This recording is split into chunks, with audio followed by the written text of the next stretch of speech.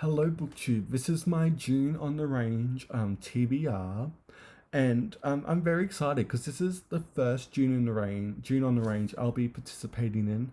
I remember when this reading event got started by Michael, of course. I was there from the beginning, but I never joined in because I know nothing about Westerns. I literally could not even begin to tell you a thing about it besides John Wayne. Outside of it, I have no clue. I've never seen a movie, I've never read a Western book. And I feel like it's such an American thing, and for someone that's not American, it can be. I feel like it's quite intimidating. But anyway, this is the first year I'm going to participate, and I've got a big TBI here, and I'm very excited to tell you about it. So the first main westerns I want to get to pretty much is The Datebreakers by Louis L'Amour and Riders of the Purple Sage by Zane Grey. Both of these were recommended by Randy Ray. I know nothing about these authors. I don't even know what the books are about. I just I've heard that they're both easy to read and very short, and they're very addictive. And so I can't wait to get those. I have those as ebooks ready to go, and those are gonna be my main two westerns, just to dip my toes in. But so I have that, and then I thought I'm just gonna go all out for G on the Range, and so I do have some romances here, because I haven't read really much Western romances. I always think Western and Texas, so like a lot of these are gonna be very much based in Texas. I know that's me being very uncultured, I feel like, but anyway, I'm gonna be reading oh my god, what's it called? The Texas Trilogy by Lorraine Heath. Like Texas Destiny and all of them, and it's a trilogy, romance trilogy, so I'm very excited to do that. I also have physically, I just went literally to my romance shelf and picked up just some random ones, just as possibilities.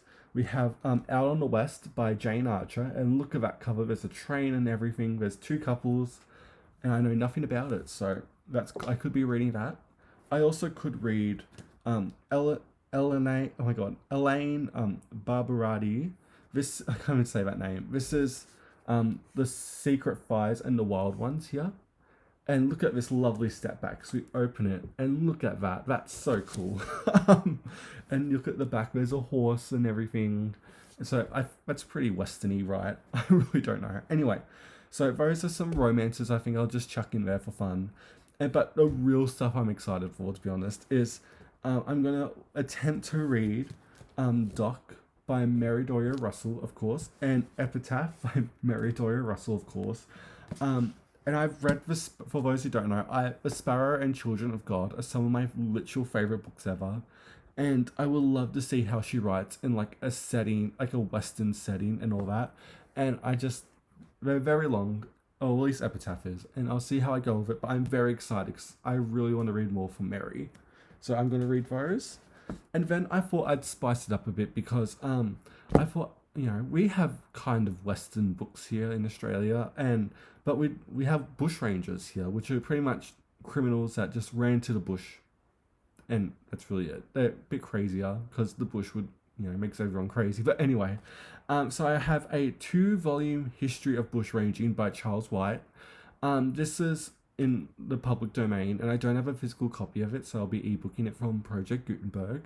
And it's just a short biographies of bushrangers who were criminals that escaped and just ran to the bush, pretty much. And so I'm going to be doing that.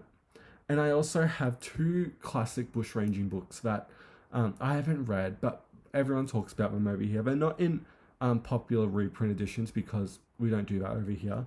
But I have Such Is Life by Tom Collins. I know nothing about this. I have heard on its wiki page that it is the Australian Moby Dick, which is absolutely insane because I don't know how you can like get the essence of Moby Dick and pull that into an Australian novel. Like they just seem like oil and water. At least maybe it is because I haven't read it. But this, I literally don't know anything about this, so I'll be reading that. And then probably the more famous one here is a real classic for me is Robbery Under Arms by Rolf was it Boulderwood? I can't say his name, but this I know this book because this is the book. I need to read my notes. Sorry. Yeah, I know this book because this book single-handedly probably inspired The Virginian, that novel, and I know that's a classic Western book, but I've always heard that Robbery Under Arms was The Virginian before The Virginian, which I've never read, and I've never read this too. And the cover looks exciting here. There's guns, there's shootouts, And this is by Australian Classics. I think, no, that's not. But these were an old hardcover line of Australian classic books. They've done fiction, non-fiction, poetry, everything. They're not in print anymore, but whenever I see them, I pick them up because, you know, you find gems with these authors.